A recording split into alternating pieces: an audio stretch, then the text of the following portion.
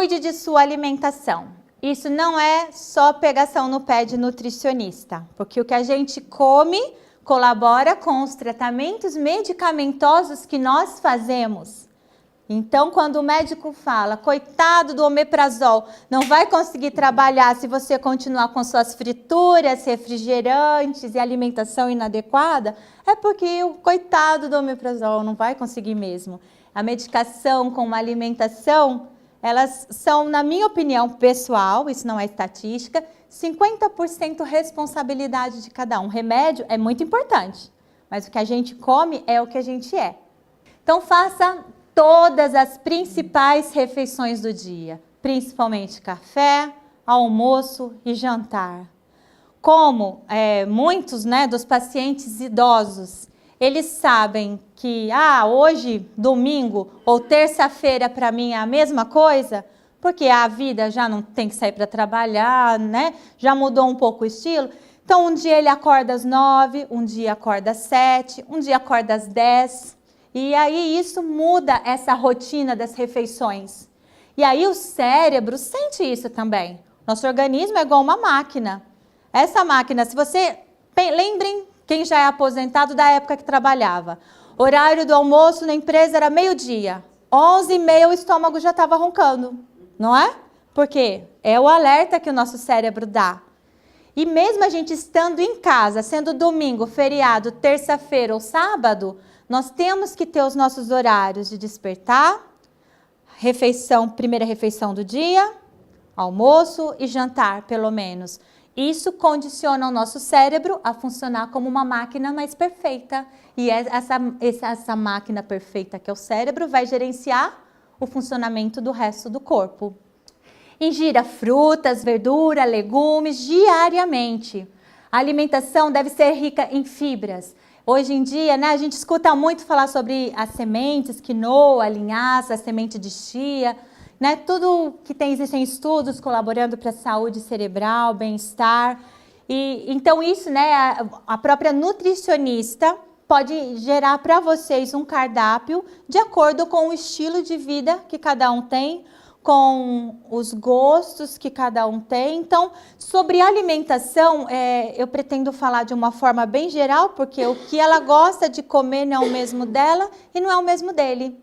Então, uma consulta com a nutricionista direciona muito bem isso e até tira dúvidas mais específicas, sobre trocas. Eu não gosto de comer isso, não gosto de fruta, alguma coisa pode substituir fruta? Então, com uma consulta com a nutricionista diária, a gente pode ter esse esclarecimento. Aumente sempre o consumo de água. Voltando ao início da palestra, lembra que eu falei sobre incontinência urinária decorrente de infecção? Água, quem vai na minha consulta sabe, eu falo, água é remédio para quem tem mais de 60 anos. Para mim, até para quem tem menos, mas para quem tem mais, que tem mais predisposição a um quadro infeccioso na urina, de trato urinário, a água é remédio. Então, vamos medir a quantidade de água que tomamos. Senão, porque às vezes, 2 copos para mim é muito. Para ela precisa no mínimo 6 e para ela precisa 8. E qual que é o ideal? Isso sim é uma regra, tirando casos específicos de algumas doenças, cardiopatias, renais, que claro, o médico vai orientar de uma regra geral, para quem não tem nenhuma doença específica, 2 litros de água por dia. No verão vai, mas e o inverno? No inverno, seu rim precisa da mesma quantidade de água que ele precisava para o verão. Então, e isso a gente sabe que a gente consegue evitar quadros infecciosos graves e que são causas de internação, hospitalização. Atenção ao cálcio e às proteínas, acompanhamento nutricional. Isso é muito específico sobre alguns problemas que podemos ter, renais ou não, porque a dose do cálcio, a dose de proteínas depende muito de cada indivíduo, certo? Evite o sedentarismo. Quando o médico fala, o que é o sedentarismo, Tem que ser pelo menos 3 vezes por semana a atividade física. A gente tem uma grande tendência a ganhar a gordura abdominal pós 60 anos, Mulheres depois da menopausa, então, são as que mais queixam, porque o metabolismo fica lento e mesmo perde massa a massa magra, que nós sabemos. Então, você fica com muita massa gorda, perde a massa magra, que é a responsável pelo nosso equilíbrio, pela musculatura da nossa coluna, pelo nosso bem-estar, saúde física de um estado, de uma forma geral. Então, sair da condição de sedentarismo. Qual é o melhor exercício físico? Depende. Tem gente que tem medo de água, tem gente que gosta de andar. De uma forma geral, o que eu falo para vocês são atividades mescladas que estimulem um gasto calórico, né, para melhorar a condição cardiovascular, circulação, e um estímulo muscular, seja a musculação, seja pilates, seja a hidroginástica. Então, depende muito do perfil do paciente, da limitação física desse paciente e das condições que ele tem, se ele mora perto, se ele tem quem leve, se ele não tem quem não leve, o que dá para fazer em casa. Então, isso é muito importante você conversar com o seu médico para saber, para o seu perfil, qual é o melhor? O que se encaixa para eu sair da condição de sedentarismo e me cuidar? E isso gera o quê? Benefícios fisiológicos, que é o que eu acabei de falar, e benefícios psicológicos. Porque não existe uma pessoa que vá para uma atividade física e que não saia com a sensação de bem-estar. São as reações químicas que acontecem no cérebro, que liberam certas substâncias e que trazem aquela condição de bem-estar. Então, às vezes, férias, a gente escuta no consultório assim, mês de dezembro e janeiro, a minha hidroginástica saiu de férias.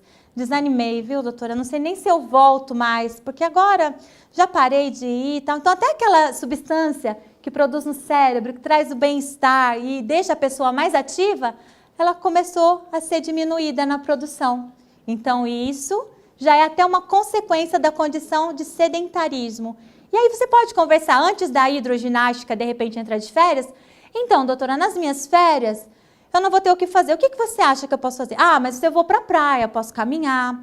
Eu tenho uma vizinha que gosta de caminhar num parque. Então, sempre conversar sobre as substituições, porque os benefícios psicológicos são primordiais. Já tive pacientes que, quando começaram uma atividade física, saíram até da condição de melancolia e depressão. Retiramos até medicações. E para o paciente idoso, quanto menos remédio, melhor. Lembra da historinha da polifarmácia, que remédio reage com remédio. Então, sempre quanto menos, melhor. Às vezes o seu médico melhora a sua qualidade de vida com você levando as prescrições e ele já dando uma secada e reorganizando e te orientando melhor. Tenha momentos de lazer, socialize-se, né? Relações sociais e familiares, amizades, bem-estar, inclusão social e isso aqui que eu adoro, autonomia. Ninguém quer ficar em casa dependendo dos outros para resolver e para fazer situações simples no dia a dia. Então, se a gente socializa, se a gente visita amigos, se a gente vai em grupos da terceira idade, se a gente faz uma atividade física, tudo isso engloba como consequência o quê?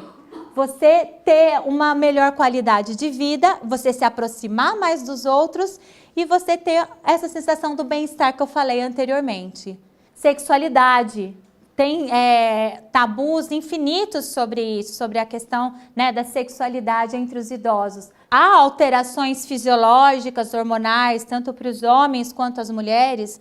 Essas dúvidas podem ser tiradas em consultórios, seja na geriatria, seja com a sua ginecologista, seja com o seu urologista, porque a ciência está a favor disso. Não é porque está na terceira idade que não vai trabalhar essas alterações fisiológicas e hormonais se isso está limitando a sua qualidade de vida.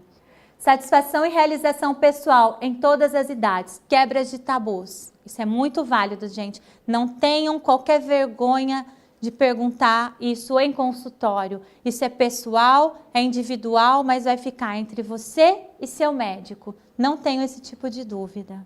Realize sempre acompanhamento médico, controle de doenças crônicas, hipertensão, diabetes, osteoartrose, osteoporose, etc. Né? Tem muitas doenças que são crônicas e não curáveis, porém controláveis.